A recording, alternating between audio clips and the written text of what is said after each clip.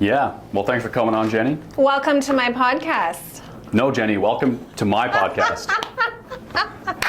Yeah. Okay. No, I thought you'd be like really interesting because when we were chatting the other day, you have like a lot of interesting perspectives. And Drew, I don't know if it was like just me, but like I feel like you're good at reading people.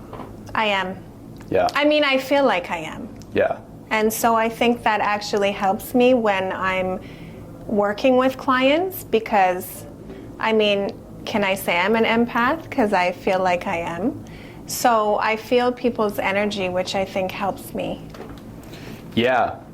Yeah, because like we were talking and like in like the first 5 minutes of our coffee chat the other day, we got on the topic of relationships or something. And then you asked me like how many relationships I've been in, and I was like, do you want to guess? And you were like, it took you a second and a half, and you were like, 2. And it was totally true. I was like, how'd you even like know that? I'm trying to not talk over you because I do that a lot. And, you know, the rules are that Jared has to talk and then Jenny talks. So I just feel like looking at your persona, Yeah. who you are, then I get the backstory of where you come from. I'm like, it must only be 2 or 3. Jared doesn't look like that dude. Jared doesn't give the F-boy vibe. Really? I guess it kind of depends who you talk to. Because like Siam and Nas seem to think that I give off that vibe. Are you serious? A little bit. Like what would you say, Mandeep? We kind of got into it a little bit, but. Do you feel he has an F-boy vibe? I don't think so, no. Oh, okay. No. Yeah. You give me country boy, turning to big city vibe, with like big dreams and aspirations. That's like yeah, that's my vibe actually, yeah. Like, and Yeah. when I got to know you a little bit more when we sat and had coffee, it just confirmed it. Yeah. Really? So that's what you thought before? Mm-hmm. Really? Interesting. When we talked on the phone the first time, no. I pictured you more of an office guy, more of a dressing in the suit guy, because you come on the phone with a very professional tone. You're very short. You're not, you're nice, but you're kind of to the point. So Yeah. I'm like, this is an office guy. He sits in the office. Then I have to see everything because that's who I am. Yeah. I have to visualize everyone I'm talking to. So I looked on the website. I'm like, hey, these guys are young. So Yeah. immediately I'm like, these are brothers. They started a company and they're fresh. And, you know, and I'm just going to go with it because Jazzy gave me your name. And so I'm like, hey, I'm going to call them. Yeah, I mean, does the young person vibe, because like Drew's 24, Noah's 24, I'm 25, Mandeep's 27, like pretty much everyone's in their 20s here. Does that almost make us look like amateurs, like if you had never like dealt with us before? I knew you were going to ask me that. It's so weird because... She knows everything. No, I don't, but... You know, I think I'm starting to go more into that side of myself, that I am becoming more spiritual. I'm becoming more getting to know people. And I'm opening up to a side that I always kind of kept closed before, because it's weird to some people. But I think in this day and age, because social media and media in general is more learned by the younger generation, I don't think it makes you look bad at all because you're young. The young minds are the ones that are building all the technology and everything to begin with. So no, I don't. Yeah, that is interesting. I think being young kind of gives us like an edge in what we're doing too. Like obviously there are some people that are, you know, kind of up there in age that are keeping up with like the technology. Like I know one guy, his name's Bob, and he's really good and like on the ball. Bob. His name's Bob. Yeah, his name is Bob. And he's in his 60s and he's like on the ball with technology. Like he's pretty savvy with it. But like my parents, not so much. Even though like my parents are only like, actually no, my mom's pretty like tech savvy. My dad doesn't have like a Facebook account. He doesn't have an Instagram account. He doesn't have social media. He doesn't really like know any of that stuff. But my dad's not really like a businessman anyways, so. Well, and this is the point right here. If you wanted someone to promote your business, would you call Bob? Or would you call the young kid who just got out of school, who follows Instagram, who follows TikTok, who knows how to make all these things? I think when we're talking about media, like, that's great that the older generation is getting on board, but I think as business people, we do want a younger mind, because the younger mind is going to be following all the trends. Like, these trends I can't even keep up with. My daughters were doing TikTok dances and all this, like, Yeah. and so even when you're posting social media, you have to follow the trendy songs and all these other things. I do kind of feel that the younger generation is going to be more on top of that. Yeah, to your point, what if we told you that like I never really went to school. I did for like a year before I dropped out. Drew never went to school either, and well, I guess Noah has like a finance degree, but as far as like formal education, like high school is pretty much like where it stopped for all of us. Actually, Mandeep, I think he has like aviation or something, but Wow, nothing to do with aviation. nothing to do with like media though. It's kind of funny, but So what's your question, Jared? yeah, does that surprise you that like we never went to school? No. Why would you need to go to school? What's high school going to teach you about media? Other than what, you're going to take a media class? No, it doesn't surprise me at all. If you are moving into a career that doesn't require that, in a sense, I think, so I'll take my daughter, for example. She's TikTok famous. She kind of stepped away from it for a bit now. How famous? She's quite famous. She was for a period of time, and then I think that you don't really realize the ramifications and the stress that it causes to have to make a TikTok video every day and stay relevant. Mm-hmm.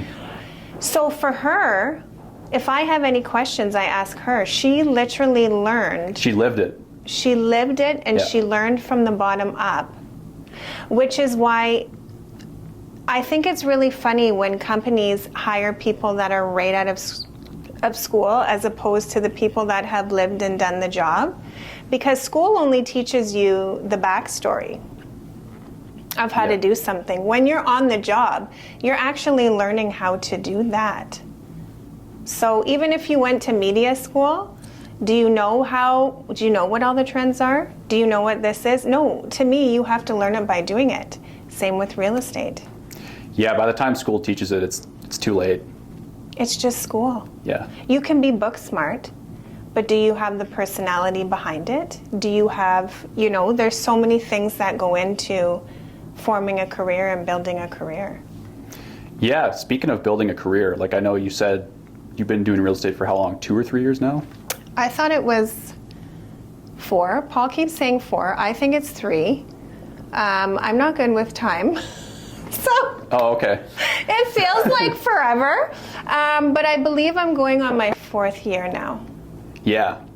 And you had said before you were working some like government job and that you were just kind of tired of doing that, right? Like, do you want to kind of like elaborate on the backstory of like how you got into real estate? So I'm like a bird that likes to fly. Okay. Bird that likes to fly. Bird that likes to fly. So I had many jobs growing up. I also had young children. So I did a lot of customer service based because everyone would always tell me how nice I was. And, I knew I was good at the customer service side just by learning, having, I managed clothing stores. I just, I did whatever job that I walked in and they hired me. So then, of course, your parents want you to get a government job. So an old friend of mine got me in at Alberta Health Services. So I worked there for 7 years, the longest job I had ever held. And so I learned so much from that job because, you had the 9 to 5. I sat behind a computer every single day, and I learned that I can't do it. I would always get in trouble for being on my phone. People would always come to my desk and talk to me because I have a great personality. Yeah. So, and then when I worked at the hospital, because I was doing kind of the financial side for non-Canadians. Oh, okay. So if someone came into the hospital, I would have to try and find out if they had health care. because a lot of non-Canadians will come into the hospital and there's millions of dollars of unpaid visits. So they put someone in the hospitals to try and have that communication with them. Do you have any health insurance? And such and such. So all the cleaning ladies there would see me because I'd walk up and down the halls and they'd be like, they'd call me Miss Universe. And they would ask, what are you doing here? And I would say, well, I'm working. They're like, you don't belong here.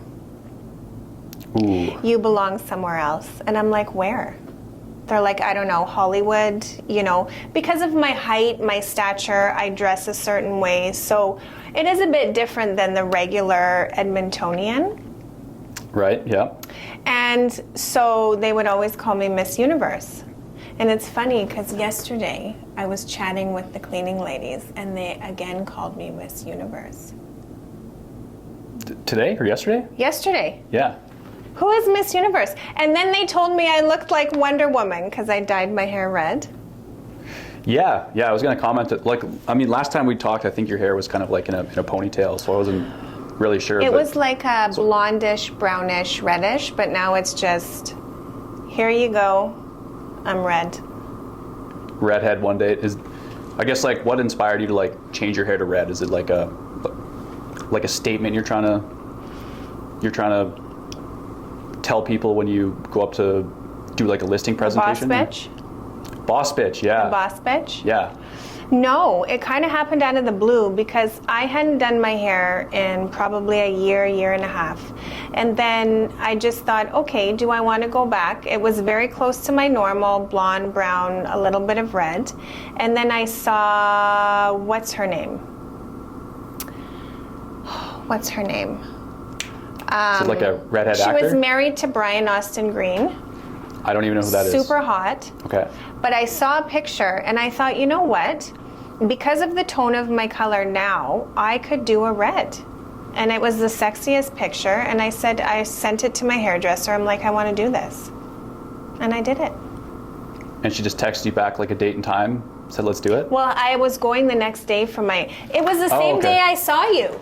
I went to go get my hair done after. Yeah. And so she had already prepared, Googled what I needed the colors she had to put on. And it's different, but it is the 2024. This is the 2024 Jenny. Yeah. Yeah. The red Jenny. The red Jenny era. Yeah. Yes. Boss bitch Jenny era. Boss bitch, red Jenny era. Yeah. I guess, how did you end up on Paul's team? Do you want to know why I went into real estate? Was that the question you were asking? I guess. Well, no, I think I asked that, but then, yeah, we went off on a tangent, and then, yeah. It's typical when we talk. When I talk to anybody, yeah. I go off on a tangent. I guess, like, how you got into real estate and why, it's kind of like the same question, right? But, like, yeah, so what was, like, your big why? My turning point? I think you kind of told me at coffee, which was that something to do with you didn't really know what you were doing with your life and you wanted to be more of like a role model to your daughters. Is that correct? I totally don't think I said that. I think you're making shit up, Jared. No, I totally think you said that. I don't think. Okay, well, maybe potentially part of that, but the biggest reason that I went into real estate is so my mom got ovarian cancer and she passed away in 2017 at 66 years old. Wow. My parents saved and saved and saved and planned and saved. Like I am telling you, they used to save the water in the buckets. Oh, like those kind of people. So when my mom passed away at 66 years old, when it is supposed to be the next half of her life, my dad was left going, what the hell do I do now? You know, we had all these plans to travel. We had all these plans to move. And so I just got to thinking, and I had lost my grandma a month before that. So my grandma passed away. My mom passed away, and the next day we had my grandma's funeral. Like, it was a rough year. Yeah, that sounds like a rough, yeah. So my kids were old enough now that I could take a risk. So I just thought, you know what? My mom died at 66. Life is so short. She never smoked. She hardly ever drank. And she got ovarian cancer and died in a year and a half. Yeah. So I just thought, you know, I'd always kind of wanted to do real estate or do something, take a risk in my life. Because I thought when I was out at Alberta Health Services, being there for 7 years, I was capped out. Because they'll cap you out at a certain wage.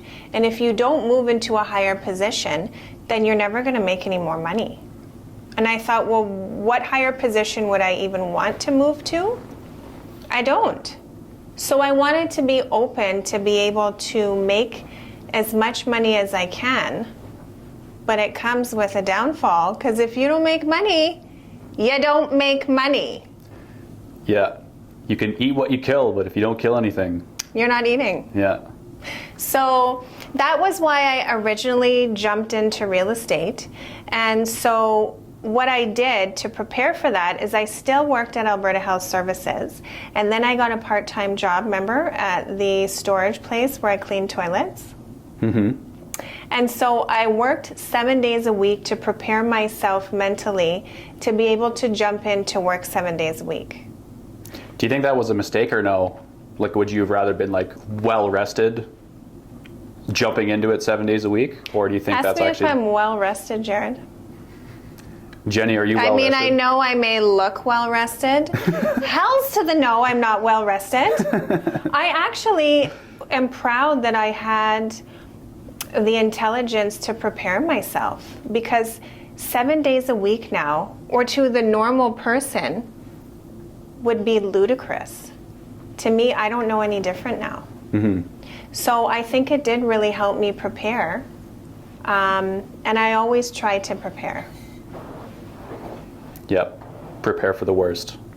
Well, Jared, I didn't say prepare for the worst.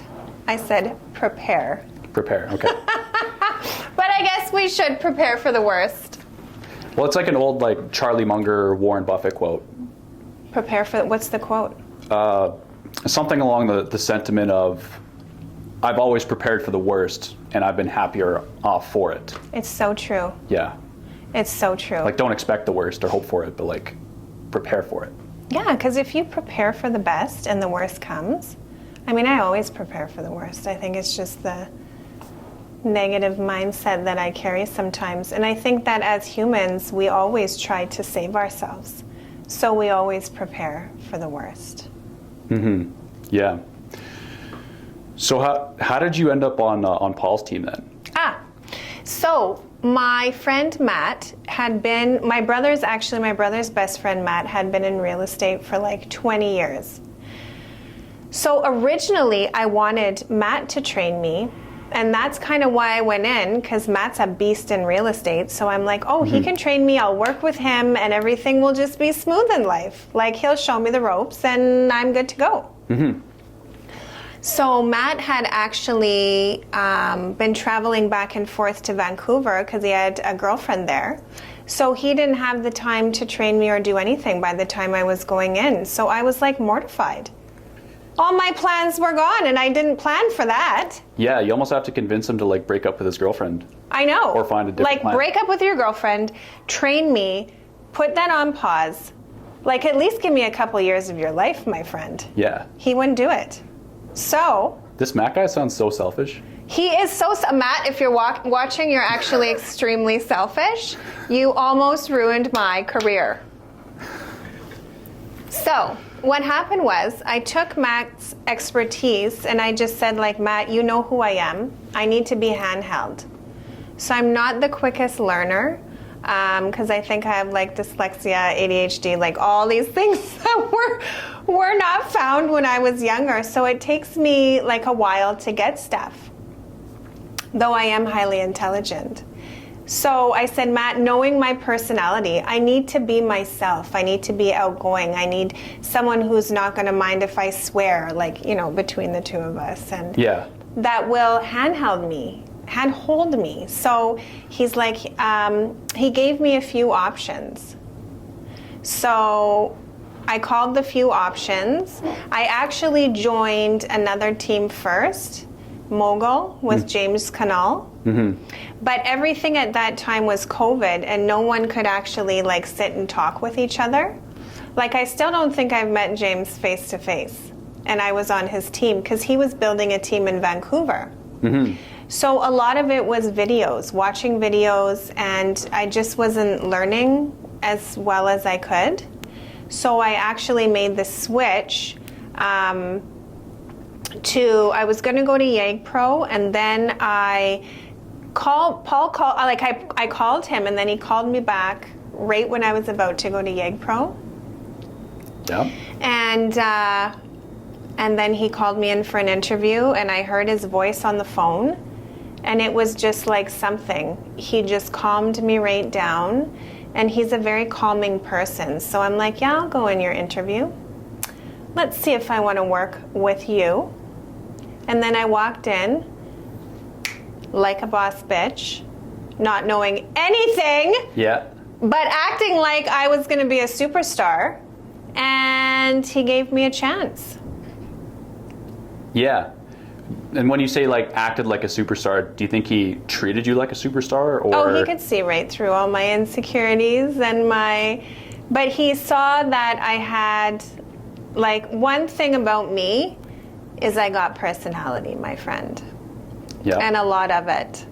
Yeah. So, and he could tell that I was intelligent. It's just honing in everything.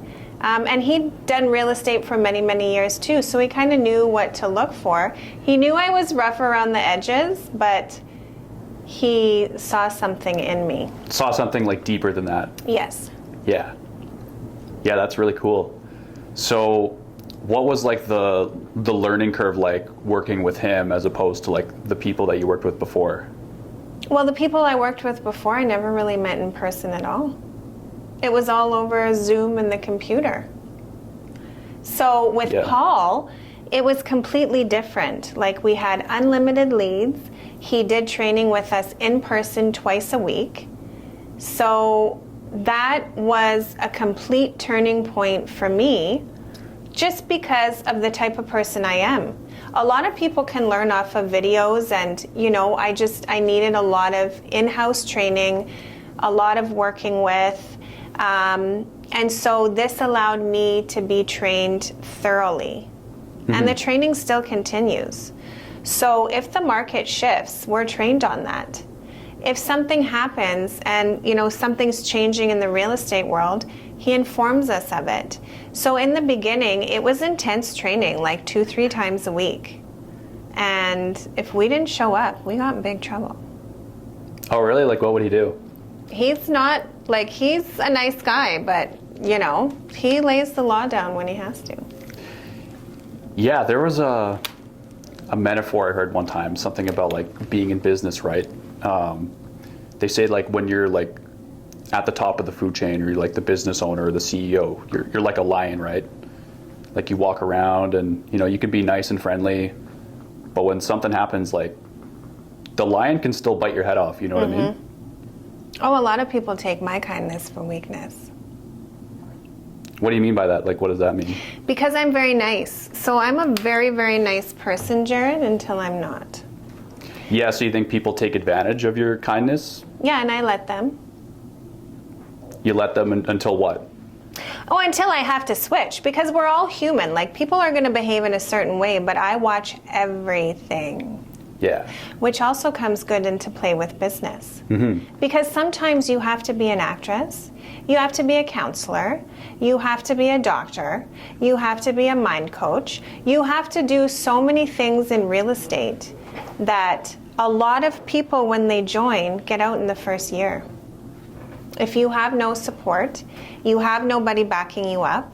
Like, I have a team that I could call anybody on that team 24/7, and someone will get back to me. I don't know if a lot of real estate agents have that.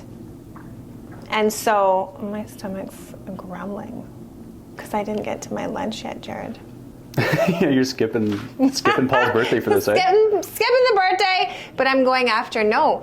If in real estate, like, there is so much to learn that unless you just get stuff right away, and a lot of people do. But there's so much to learn and you also need a group of people behind you. What if you can't make it to your showing? What if you have a question about a document that you have to sign up or write up, for your client? What if you get a call from a broker?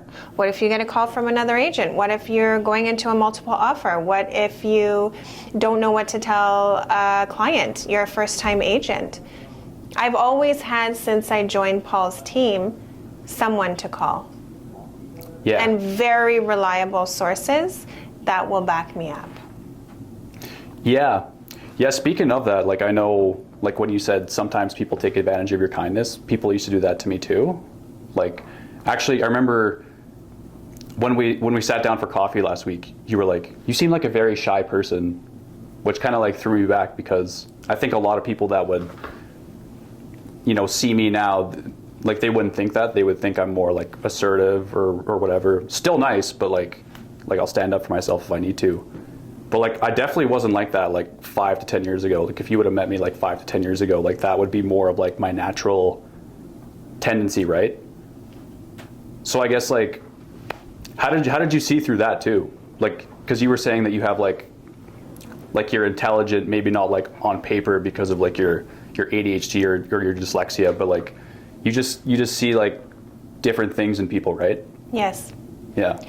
I know that I was put on this earth to help and heal people.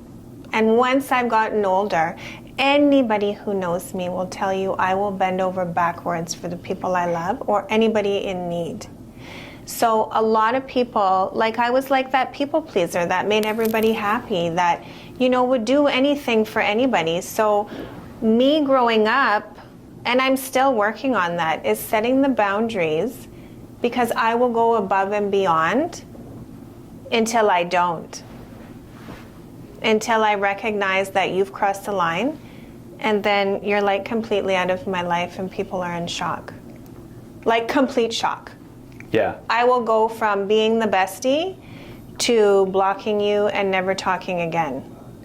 Because I am the nicest person, but if you take my kindness for weakness or disrespect me in any way, then it's over. Yeah. I feel like you're the kind of person that would hold a grudge too. No. You remember that forever. It's so funny because I'll remember it if we're face to face. Sometimes I don't. Remember I told you I'll run into people that I'm supposed to hate? I don't hate people. I just will never allow them back into my life in a way that they ever were. I'll forget that I hated somebody.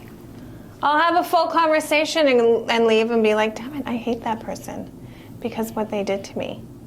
Yeah. But I don't hold it because I kind of forget about it, if that doesn't sound bad. Mm-hmm. I try not to hold on to it because that's something they've done to me. That's on them. That's their issue. And then I just move on. Yeah, that's interesting because I to some degree hold grudges. I remember I took this pre-employment electrical. That was what I was going to do when I was 18. I took this electrical class, and at the time I obviously wasn't as outgoing or whatever. And there was this one kid that was there, and he would always fire shots at me and make fun of me, but I wouldn't dish it back to him. And one time he was like, "Jarrett, you got to have a backbone, man." And I think that was his way of saying, I don't think he was trying to help me out. I think that was his way of saying that I wasn't going to make it, which I didn't obviously, but if I would see that guy now, I'd actually love for him to see me now, because I just don't like him. That's a drive inside you that's pushing you forward. You can tell when you tell the story that you're still thinking about it, which is good. All of the bad situations in your life, and I would love for somebody to say one word to me and change my entire life. I love situations like that where someone's like, you need to have a backbone, and you're like, you know what, F you. I have it now because of your words, and it made me grow. Those are the best situations in life. So that's good. We're glad that that asshole told you to have a backbone. Yeah, for sure. I haven't seen that guy in now 6-7 you got years. to poke him on Facebook. poke them And on be like, Facebook. so what are you doing with your life? I'm just offering my services from my company that I started. Oh, you're not doing anything? Oh. If you Yeah. need a job, here's my number. Yeah. It'd be funny if in like 10 years I was having like a yacht party or something and I was like, oh, yeah. I'll It'd be invite nice him. if you could make it. I'll invite him, and I'll be your wing woman. Yeah, we could get like Paul and Jas and All of them us. yeah, we could All of big dog us. big dog and big time. All of us. I hate bullies. Yeah, I hate bullies too. I mean, when we're young and dumb and we do stuff, but like bullying is a number one no-no for me because of situations I've gone through in my life. I literally hate when people are harmful and hurtful to other humans. I just think that everyone should be a good human, be nice to people, and there's no reason to be horrible Yeah, unless you push someone. unless you poke the bear. Yeah. So if you had anyone say something like that to you, Have That- a backbone. yeah, like that kind of changed your mentality a little bit and got you a little bit fired up. Do you know how mean people are to me, Jared? I know you had kind of mentioned something like that. You said that sometimes Mandeep, people do you can know be... how mean people are to me?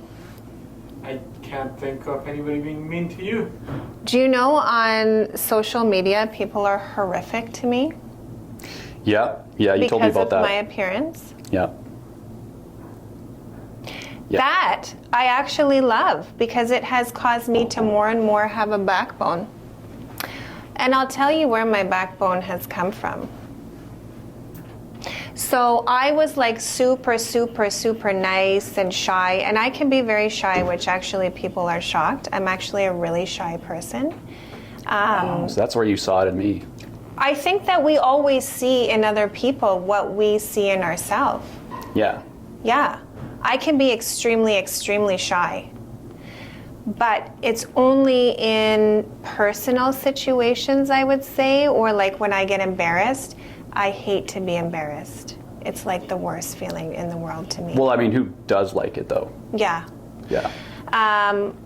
But a lot of my backbone and a lot of my, even the way I raised my children, is I grew up with a lot of black girlfriends. Oh, okay. Yeah. So one of my best friends, like one of my closest friends, like my sister and the crew that we hung out with, we're all ethnic people, like black girls. I know you're not probably supposed to say that, but those were my girls. And so I learned so much from different cultures about how to actually stand up for myself. And these were big girls, like butchy, like throw down, don't F with my girl kind of girls. And Yeah. so I learned a lot just being in different scenarios that I learned to stand up for myself. I think it was there all along, and it is for everybody. It's just who's going to bring it out in you. Yeah, like what's the line in the sand? Like what is that moment? Yeah. Yeah. Where I changed? Or just... Yeah, I was just kind of saying that in general, but Yeah, like, what's the line in the sand? I think there's a multitude. You remember that scenario because it affected you probably quite heavily because of embarrassment, because of like, this dude's calling me out in front of my peers. Like, how dare you? Now I have to get a backbone.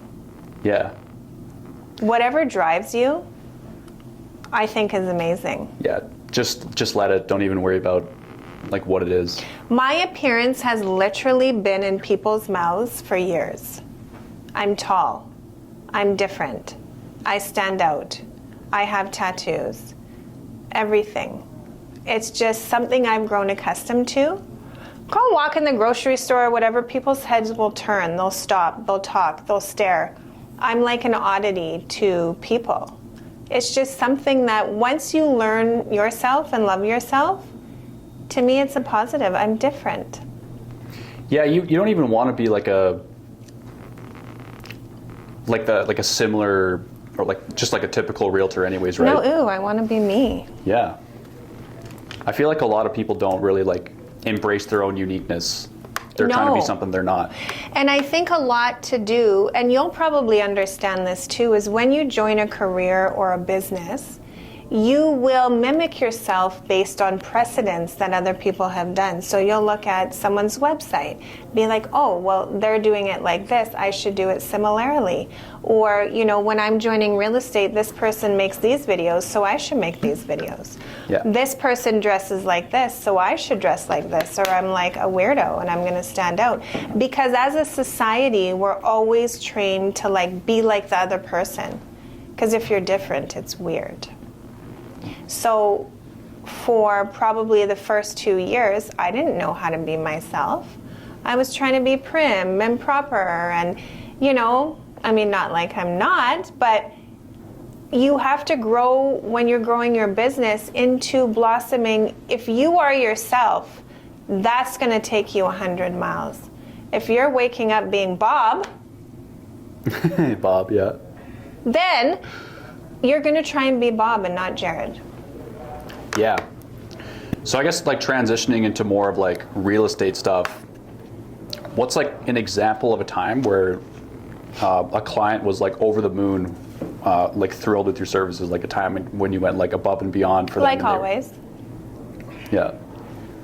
I literally go so above and beyond. And of course, when I didn't really know what I was doing, I don't think I could go above and beyond because I couldn't think outside of the box.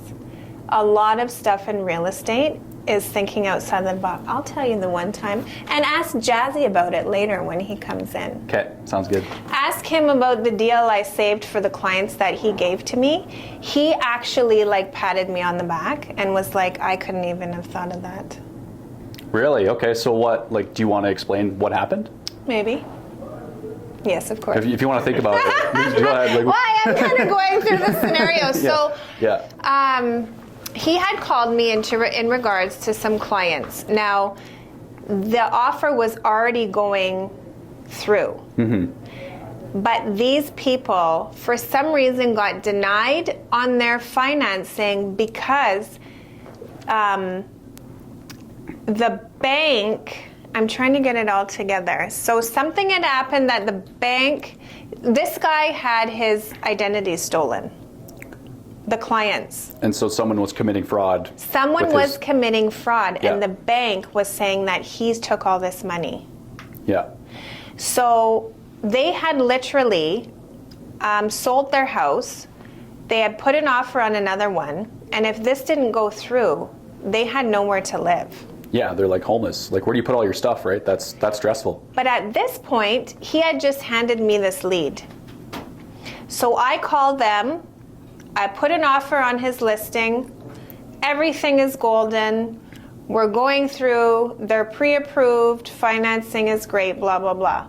Then I get a call from these clients. Oh my God, they found this on my credit. Someone has scammed me. I have to look into this. They're going to deny me. And I'm like, no, they're not. And he's like, yes, they are. So anyways, go back and forth. He looks it up. He's like, I know who this is. This is the person that stole my identity. He's fighting with the bank. We're running out of time because you only have 10 business days to remove financing conditions. Yeah. When you put the offer. We're running out of time. They're about to lose the house.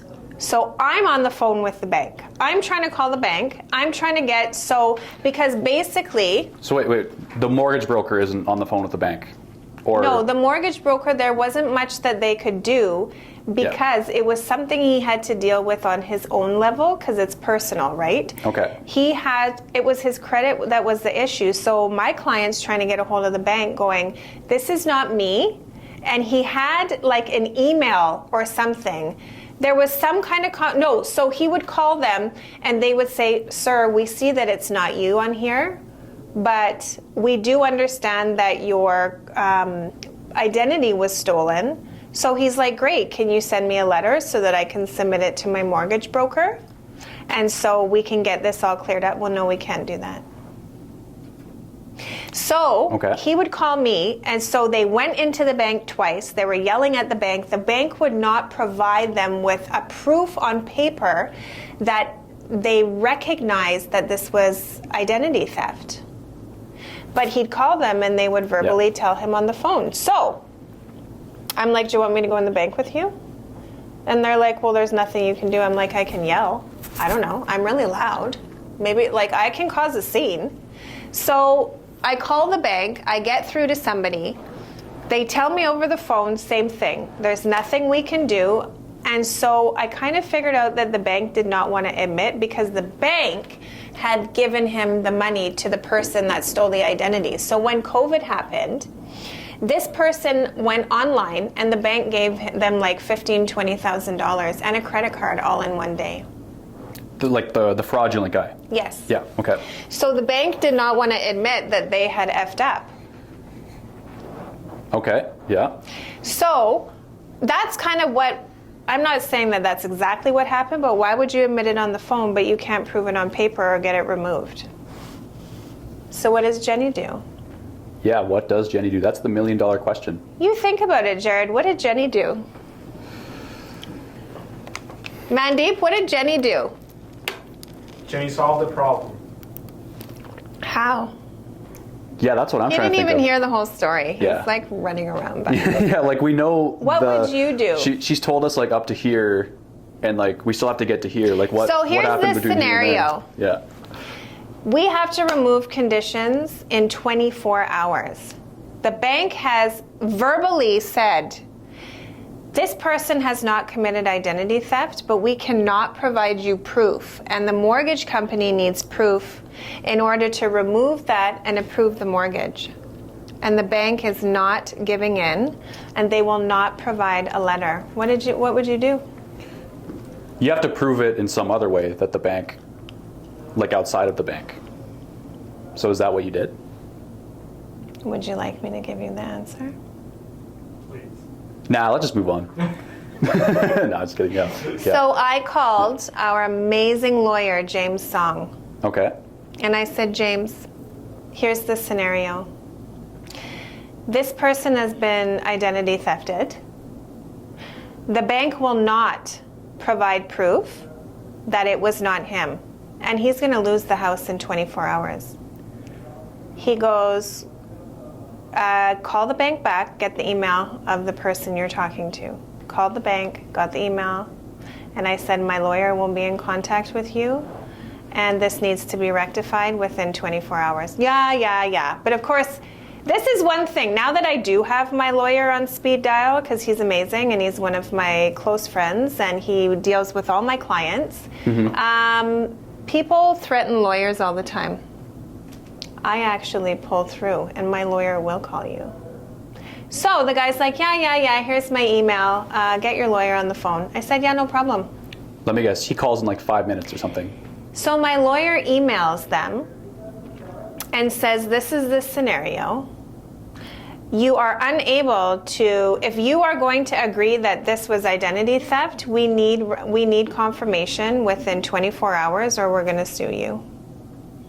Within 5 minutes, we had the letter stating that it was not him who was identity thefted, or it was not him that took out these balances, and it got removed. Oh, nice. All it took was to call a lawyer. Call a lawyer, yeah. So the other thing I've learned, and really, I know it was like this whole big shebang for me just calling the lawyer, but I had to think outside of the box. Yeah. Who can I get involved? I'm loud. People normally listen to me. But if they don't, what can I do? Well, legally, they can't do this to him. And he was also the lawyer for their transactions. So they had hired him as their lawyer regardless. He was just stepping in to rectify the situation. But I do that kind of stuff all the time.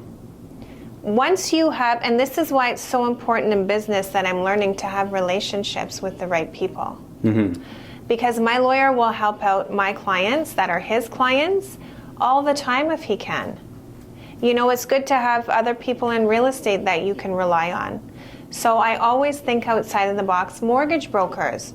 Okay, my client doesn't get approved with their mortgage broker. You need to have people in the bag that you can, you know, okay, that didn't work. Try this person, try that person. Try this, try that. Because I don't just give up with a no. I always try 2-3 times and then fine. If we can't make it happen, but I at least want them to know that I will try my best to get it done. Yeah, and pull out all the stops. Yeah. Yeah. That story reminds me of like a similar thing I experienced at the car dealership one time. It doesn't have as happy of an ending. Actually, it has a really sad ending. That's okay. Yeah. So it actually wasn't even like a client that I had. It was like a client that someone else had. So like, here's the story. It was like a family that lived like 5 hours north of Saskatoon on like a reserve or something. And they wanted to get approved on this truck before they came and saw it, right? So they get approved, and then like a week later, they come down to like see the truck and pretty much like close the deal. And the guy in finance had like misspelled the name in paperwork or something, and so they just had to run like another like quick credit check to make sure that everything was good. So he did that like while they were going out to like get plates for the truck. Like they were gonna go to like the insurer, get plates, and come back, and they weren't approved. The second time he like submitted the financing. Why? And it was because in between the time that they got approved a week ago, They went and took out another loan. they took out like a consolidation loan, and so he's basically like, oh no, like what do I do? Like, oh shit. Why can't he use the first approval? I don't know. It just doesn't work like that because it was like a name was like misspelled or something. I don't really know. Like I So wasn't they in the weren't finance really office. approved the first time? They were approved, but it was like based on like the paperwork not stacking up or something like that. There's I'm some telling you, holes in your story, Jared. There are some holes, and it's because like it was a few years ago, and I don't really like remember all like the It's finer interesting. details. See, this is where And it's also cars too, which is like a little bit different. like I wonder than if he actually houses. spelt the name wrong the first time, and then they weren't actually approved. So what happened? Maybe they had to like do proof of income the next time, or I don't really know. Like what happened when they came back? Yeah, so he goes to the managers and he's laying out the situation, right? And he's like, if I work on this deal a little bit more, like the chances of them getting approved is probably like a 7 out of 10. Like he's just being realistic about it, right? Because they Yeah, but barely got approved. in my mind, 7 out of 10 is good. Yeah, but so here's the thing. He's like, this family, they're smokers, and also in addition to that, like they're taking the truck like 5 hours away. So if they don't get approved, like how are we going to take this truck back? So what happens is they come back after Your they've got. story is way more interesting than my story. Yeah. So yeah, they come back after they like already have the plates for the truck, right? They're gonna like. What they think is about to happen is they're going to slap the plates on the truck and they're going to ride off into the sunset with their new truck. Do you think they knew that they were knew what? getting one on, you guys, and that they weren't, or shouldn't have been approved, and they were taken off? I don't think so. I don't really know. Okay, sorry, I what think some happened? people are just like uneducated about like house financing and vehicle financing. It's true. Yeah. So like all it really was like a consolidation loan that they took out between like the first approval and like the second check. So the bank said no. And so anyways, they come back and he has to kind of be like the bearer of bad news, right? And they were like screaming and they were like throwing stuff. And I'm just sitting there at my desk like, I don't know what's going on. I'm like, geez, I don't know what happened here. But anyways, yeah, so they went back home like without the truck. And he basically how he left it was like, he's like, it's not my fault that you took a consolidation loan, like 2 days after getting approved for this truck. Like the bank said no, like I can't get you financed, but I can keep working on it. And like if you provide like income statements and blah blah blah, we can still like there's a chance you still can get approved, but like it won't be today because it was like a Saturday night, right? And it was like after the dealership had already closed, right? So I'm like feeling yeah. what they're feeling. Yeah, and so yeah, Yeah. they were like fuming. Oh, and so anyways, Lord. This guy that was like dealing with it, he's like a good buddy of mine. So like we went out for like a couple He drinks. just must have felt horrible. Yeah, he felt terrible. So anyways, yeah, he's given me like the story firsthand from like his experience. And come like Monday or Tuesday, he'd finally got them approved, but he called them saying like, yeah, you're finally approved on this truck. And yeah, they were like, yeah, we're cool. never, like, yeah, we're not coming back there. Drive it down to me. Not a problem. Yeah. Yeah, so that stuff happens in like the car world too. Oh, of course. Yeah. Same thing can happen in real estate. Like, let's say you get approved, and because sometimes, like some banks, you'll get approved and you're approved. Same thing can happen. Mortgage brokers, like different lenders, you get approved. Some people will go do the same thing, get a consolidation loan, then they go to remove conditions or whatever, they're not approved. Yeah. And a broker should tell them, do not do anything until you basically like have your home. Yeah. Because you can't touch your credit. Just be safe. Yeah, fortunately we didn't really have that in the car world, because you can roll up to a dealership, buy an $85,000 truck or like $100,000 truck, get approved the same day, and like drive away. Doesn't work like that for a house. But you're still approved. Yeah. But no, like it's not like, okay, you're approved, and then, or at least not for the typical deal. See, that would have been my argument. Yeah, like the typical deal, I'm like you get thinking approved of all like the the same arguments day. for this couple. I'd be like, yo, you approved me. It's not my fault that you ran my credit again. I'm leaving. Come catch me in my truck. Yeah, but I mean, obviously, like you're dealing with the public, right? Like the public's usually just not educated. Oh my on those God, what good customer service. So it's not my fault that you got a consolidation loan, and okay, bye. Yeah, well, I don't think he said it like that. He was just like, I mean, look, like it's actually out of my hands, right? Oh, that would have been horrible for both sides. Yeah. Yeah. Terrible for both sides. That's like us when we have to, you know, a client calls and they haven't been approved on their financing, and we have to call the other agent or let them know, like text them, whatever, that the deal's not going through. There's so many uncomfortable scenarios in real estate. Yeah. So how do you get good at like having those uncomfortable conversations, like kind of like navigating those? Just with like repetitions over time. The first time I had to call an agent and let them know the deal was not going through. We're running out of time. Yeah. Yeah. So if you guys want to... Actually, I have to go anyways, Mandeep. I'm late for a party. Yeah, well, I guess we'll leave that story on like a cliffhanger. No, I'll tell you okay, quickly. yeah. No, it'd just be funny if like if we did like a podcast later. Oh, we should do it to be continued. Yeah, to be continued. Or, yeah. Is Ken here? Like, is? Yeah, he's just waiting outside, so I'll just okay. a couple minutes. Yeah, maybe we should wrap it up then. No, it's quick. I literally had to call an agent to done a deal because the financing wasn't approved. I waited like 4 hours, and I was shaking. Yeah. And I was like, and he was so good. And it's so funny because he needs to be like, he has to be professional. And I was like, thank you so much for not being upset at me. And he was like, it's okay. I'm like, okay, thank you. Yeah. Because you worry about stuff. I think you just learn to say, you know what, we're all human. And if someone gets upset at me, there's nothing I can do about it. I can be professional and nice. And it is an upsetting situation, so just be empathetic and human. Yeah. Because some agents will yell at you. Yeah, I think that's like the perfect way to wrap it up. So like for anyone that wants to like buy or sell. To be continued. But if anyone wants to buy or sell or join Jenny's team, like what's the best way to reach out to you or find you? Oh my God, we should have talked about joining my team. My team's the best team, Elevate Realty Group.